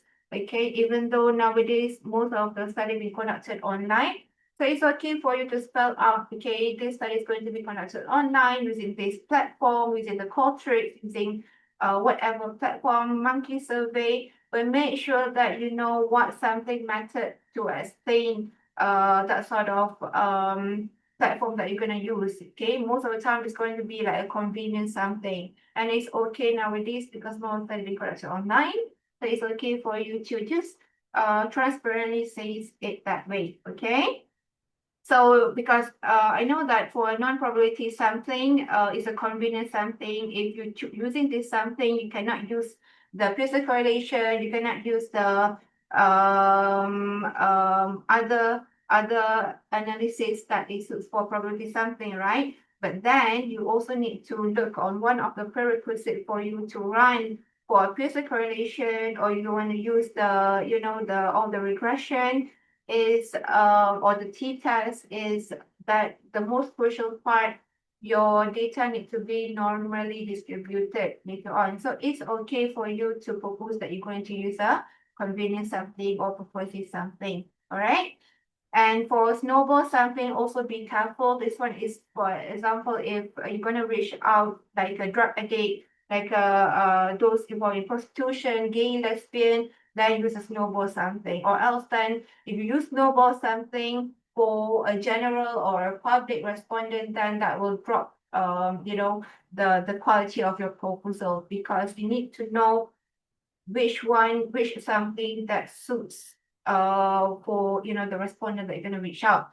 Okay, so I think that close my sharing session today. All right, just a bit more, Arif, the last slide, and the rest I will share it to you.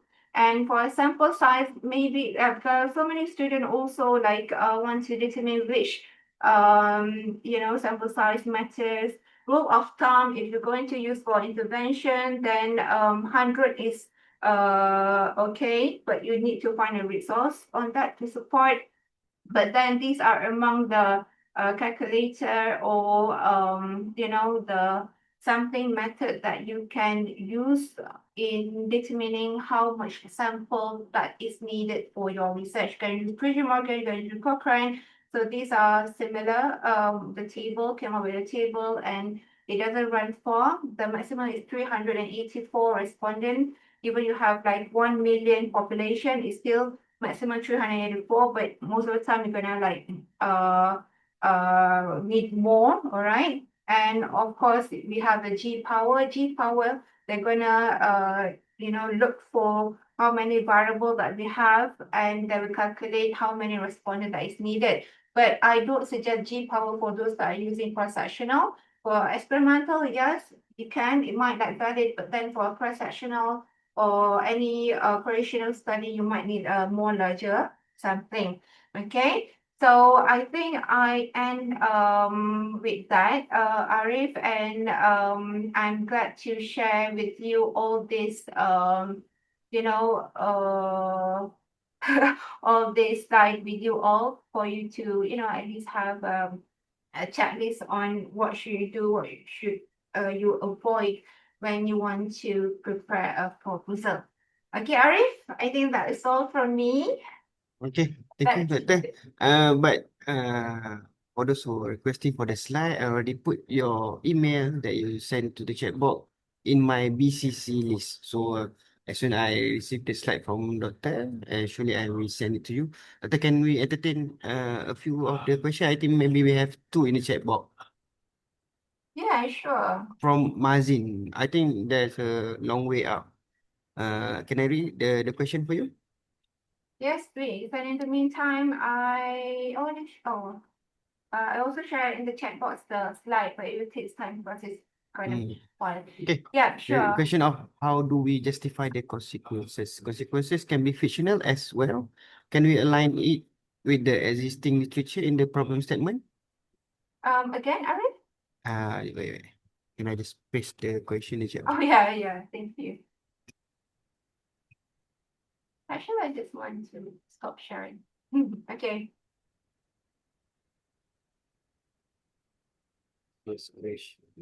Okay, so the first question is, how do we justify the consequences? Consequences can be fictional as well. Yeah, can we align it with the existing literature in the problem statement? Yes, you can justify the consequences by aligning them with the existing literature. discussed in the problem statement. In fact, that is the strongest way to justify them. All right. So the consequence is not necessarily need to be actual event that have already like happened or proven. They might also presented as hypothetical, anticipated, or a scenario-based consequences, provided that they are theoretically possible. All right, or supported by previous study or relevant to your issue that you are investigating, and it also need to be like clearly described as potential rather than confirmed outcome. Okay, so even that I mentioned just now, I also like add on another mediator in my framework where there's a limited research on that, but then how can that become a potential? Of course, you need to explain that theoretically, you need to explain that by previous research that might not exactly as that particular variable, but then Hello, kau dah. Sekejap. Tengok. huh? Okay, all right. So yeah, you can. Okay. So for answering to this question just now, again, the consequences are included in the scenario, the big net, the experimental stimulus, or the module, or the questionnaire. You may state like the consequences presented in this scenario are hypothetical, but make sure that when you want to run this study or anything, the crucial part is the informed consent that I did not like touch in this talk, but then you need to as well spell it out. Like say if it involve like a scenario that might touch um like the emotional condition of a certain respondent or informant, especially for those in the psychological part, you need to also spell out in the informed consent. But yes, that would be the strongest way if you align that with the existing literature. Yeah. Okay. Is there any other question?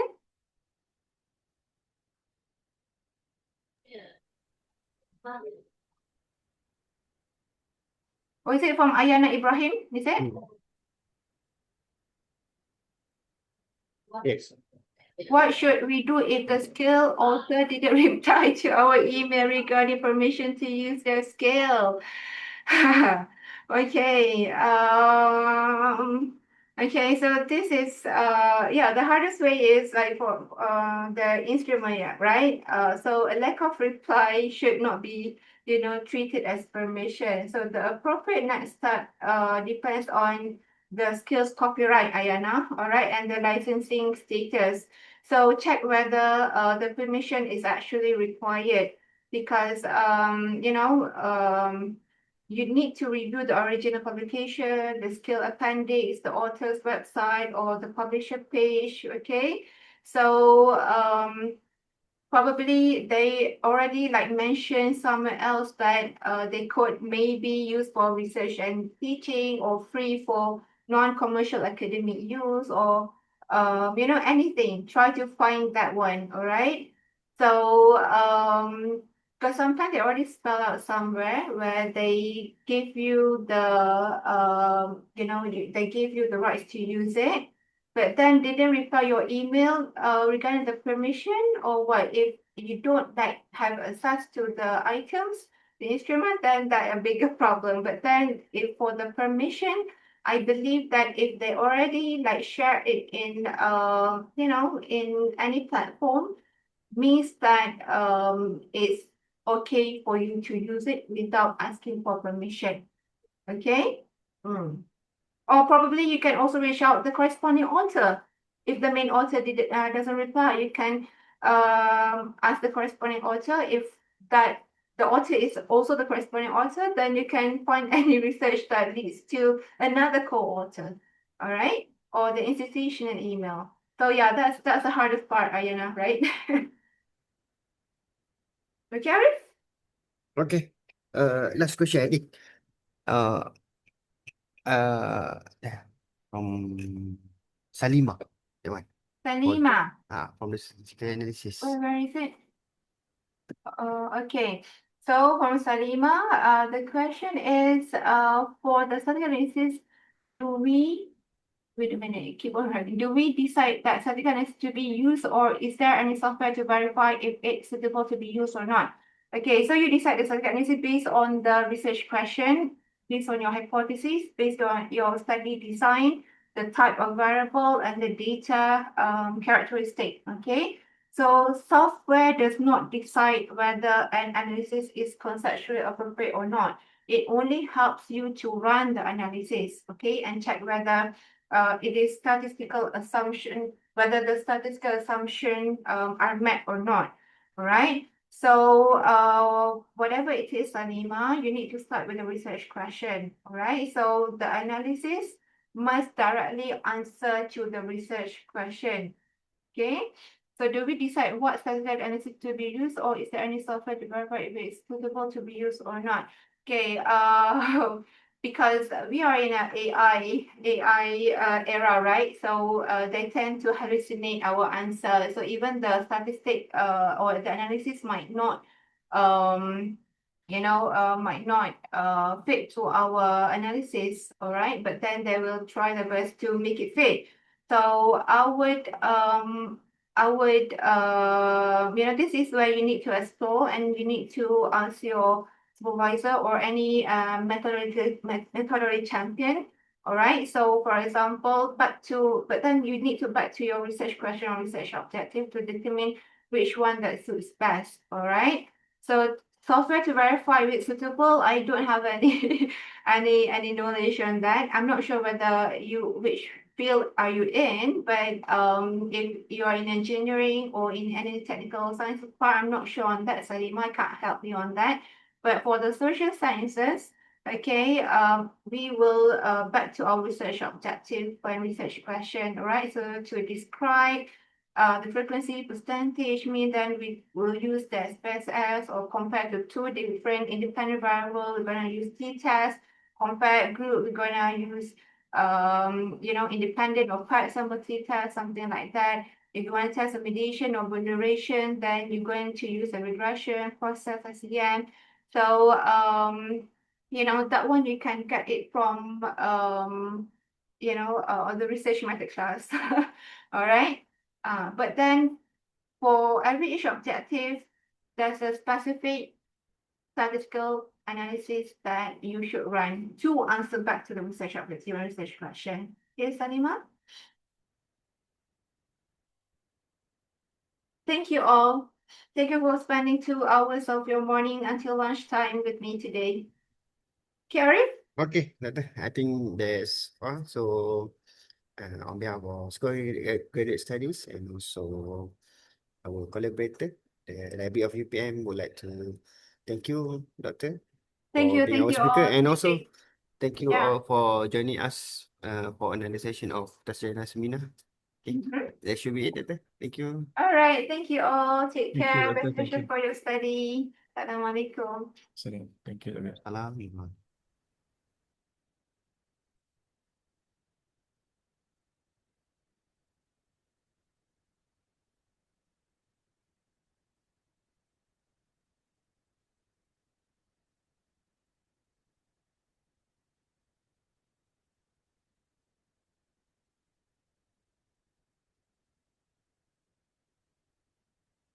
For those still inside the room, I attach the presentation slides. Okay.